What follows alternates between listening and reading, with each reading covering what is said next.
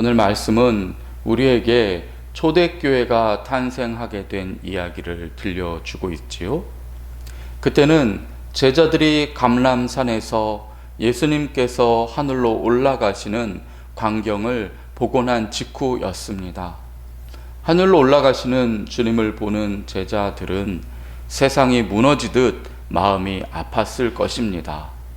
왜냐하면 주님을 다시 잃어버린 것만 같았기 때문입니다. 십자가에서 그들이 주님을 처음 잃어버렸을 때 얼마나 마음이 아팠겠습니까? 누구보다도 자신들을 사랑해 주신 주님을 위해서 그들은 한마디 말도 못하고 도망쳤습니다. 심지어는 예수님을 부인하고 저주까지 했지요. 그러다가 주님은 모진 고통을 당하시고 십자가에서 돌아가셔야만 했습니다.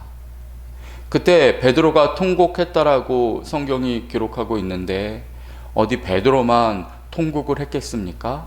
모두 같은 마음이었을 것입니다. 그런 주님께서 사흘 만에 부활하셨습니다. 말씀하신 대로 살아나신 것입니다. 그때 제자들이 느꼈던 기쁨은 이루 말할 수가 없었을 것입니다. 주님이 그대로 죽으시기만 했다면 제자들은 평생 마음에 무거운 돌을 안고 살아야만 했을 것입니다. 하지만 주님은 다시 부활하셨습니다. 그래서 제자들은 그 평생 지고 살았어야 할 무거운 돌을 내려놓을 수 있게 되었습니다. 주님과 다시 함께 살아갈 수 있게 된 것입니다. 제자들은 이제 주님을 놓치지도 않고 다시는 부인하지도 않고 죽기까지 따르리라 그렇게 굳게 결심하고 있었을 것입니다. 그런데 이게 어찌된 일입니까? 주님은 제자들과 함께 하신 지 40일 만에 다시 제자들 곁을 떠나 하늘로 올라가신 것입니다. 언제 다시 오신다는 기약도 없이 가셨습니다.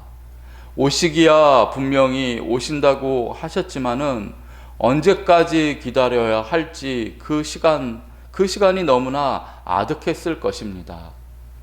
그래서 성경을 보면은요, 제자들은 주님이 올라가신 하늘만 하염없이 지켜보고 있었다. 그렇게 기록하고 있습니다. 그들은 그 순간 도무지 말도 할 수 없는 충격과 슬픔에 빠졌던 것이 틀림없습니다. 그런데 어제 우리가 성경을 봐서 아시지요? 주님께서는 이런 제자들의 마음을 미리 짐작하셨던 것 같습니다. 그래서 주님께서는 흰옷 입은 두 사람을 그들 곁에 미리 준비시켜 놓으셨습니다. 하늘만 바라보고 있는 제자들에게 흰옷 입은 두 사람이 말하지요. 그 내용이 어제 본 사도행전 1장 11절에 나오는데요. 갈릴리 사람들아, 어찌하여 서서 하늘을 쳐다보느냐? 너희 가운데서 하늘로 들려지신 이 예수는 가심을 본 그대로 오시리라. 그렇게 말해주고 있습니다. 하늘로 올라가신 예수님은 약속하신 대로 다시 오실 것이다. 그러니 하늘만 쳐다보지 말고 주님이 너희에게 주신 사명에 힘쓰라는 것입니다. 예수의 증인이 되라는 것입니다. 이 말을 듣고 겨우 정신을 차린 제자들은 예루살렘으로 돌아옵니다. 그런데요, 성경을 보면 언뜻 이해하기 힘든 놀라운 일이 일어나는 것을 볼 수가 있습니다. 예루살렘으로 돌아온 그 모든 제자들이 한 사람도 남김없이 마가의 다락방에 모였다는 사실입니다. 이게 놀라운 일이 아닐 수 없습니다. 이제 주님은 그들과 함께 하시지 않습니다. 언제 오실지도 알 수 없지요. 그랬으면 각자 고향에 내려가든지 자기 살 길을 찾아 떠났을 수도 있지 않겠습니까? 주님이 다시 오시면 그때 다시 모여도 됩니다. 전에 그들은 그렇게 했습니다. 전에 주님이 돌아가셨을 때에는 그들은 각자 자기 살 방도를 찾아 떠났습니다. 이번에도 그럴만하지 않습니까? 그런데요, 이번에는 그들은 그렇게 하지 않습니다. 그들은 한결같이 하나도 빠짐없이 마가의 다락방에 모여든 것입니다. 성경을 보면은요, 거기에는 가룟 유다를 빼놓고는 11명의 제자들이 한 사람도 빠짐없이 이름 하나 빼지 않고 다 모여 있었다라고 기록하고 있습니다. 왜 그랬을까요? 그들은 예수님을 잊지 않고 싶어서 그랬지 않았을까 생각합니다. 예수님을 기억하고 다시는 예수 없으면 살 수 없는 삶을 그들이 알았기 때문에 한자리에 모였던 것이 아닐까, 저는 그런 생각을 해보게 됩니다. 그들은 예수님과 동고동락하던 사람들입니다. 그들은 예수님의 말씀을 직접 들었습니다. 그때 어땠습니까? 세상의 권세자들에게서는 느낄 수 없었던 하늘의 권세를 그들은 예수님의 말씀을 통해서 느꼈습니다. 예수님께서 그들을 사랑하셨을 때에는 그 어느 누구로부터 경험할 수 없었던 세밀하고 깊은 사랑을 그들은 경험했습니다. 그들은 주님 앞에 부끄러운 모습들도 유감없이 보여주었습니다. 서로 다투기도 했고요, 어리석은 말들도 했습니다. 한때는 예수님을 이해하지 못해서 원망한 적도 있었습니다. 심지어는 예수님을 배반하고 도망치기까지 했습니다. 제자들은 이러저러한 굴곡의 사건들을 주님과 함께 겪었습니다. 그리고 마지막에는 십자가의 주님, 부활하신 주님을 또 함께 했던 것이지요. 그러고 나서 제자들은 한 가지 분명한 사실을 알게 됩니다. 그들의 삶에 예수님이 안 계시면 살 수 없다는 사실인 것입니다. 예수님은요, 저와 우리들 같은 믿는 자들에게는 공기와 같은 분입니다. 주님이 생명입니다. 주님이 안 계시고 우리가 주님을 잊어버리면 우리들은 살 수가 없습니다. 주님을 한시라도 잃어버리게 되면 그 순간 우리는 지독한 영적인 공허에 빠지게 되고 살아도 산 것 같지 않은 그런 존재들이 되는 것입니다. 제자들은 그것을 확실히 알았습니다. 그랬기에 마가의 다락방에 한 사람도 빠짐없이 모인 것입니다. 이제 예수님은 그들과 함께 하지 않습니다. 하지만 주님께서는 그들에게 사명을 주셨습니다. 이 사명을 행하는 일이 그들을 살리는 생명장치가 될 것입니다. 그들이 사명을 다하는 순간 그들은 예수님을 잊지 않게 될 것입니다. 그들이 예수님을 전하려고 사람들을 만나고 그들에게 예수님께서 하신 이야기들을 대신 전해주는 순간 그들은 예수님의 숨결을 느끼게 될 것입니다.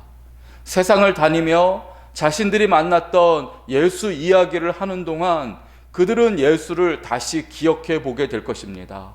사람들에게 예수님의 사랑을 대신 전하는 순간 그들은 예수님과 함께 동행하는 그 기쁨을 다시 경험하게 될 것입니다.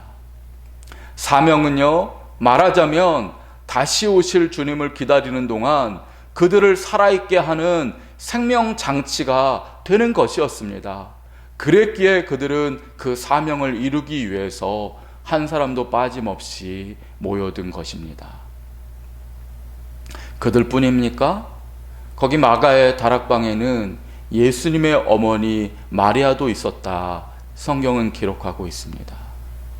제자들이 함께 모였다고 하는 것은 이해할 수도 있습니다. 제자였고 예수님께서 마지막으로 사명을 주셨기 때문이지요. 하지만 마리아는 왜 그 자리에 있었던 것일까요? 그녀도 예수님을 전하는 증인이 되어서 그 예수님을 잊지 않고 싶었던 것입니다. 예수님을 호흡하고 싶었던 것입니다. 예수님을 전하는 순간 그녀도 그냥 예수의 육신의 어머니가 아니라 예수의 증인이 되는 순간 예수님을 느끼고 예수의 생명을 누릴 수 있었음을 그녀도 알고 있었기 때문인 것입니다. 마리아는 어떤 사람입니까? 하나님의 아들을 품고 길렀던 여자입니다. 하나님의 아들을 자기 아들로 키웠기 때문에 마리아는 여자들 중에서 가장 복받은 여자였습니다. 하지만 마리아는 여자들 중에 가장 슬픈 여자이기도 했습니다.